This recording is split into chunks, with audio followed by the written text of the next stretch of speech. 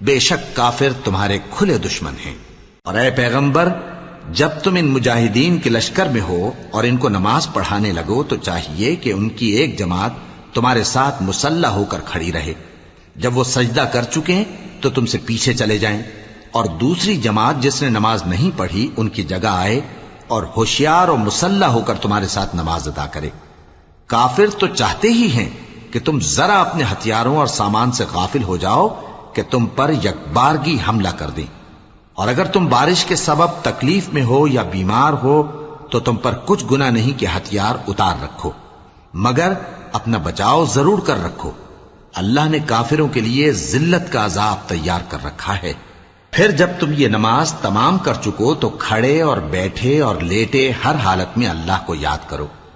پھر جب تم مطمئن ہو جاؤ تو پورے آداب کے ساتھ نماز پڑھو۔ بے شک نماز کا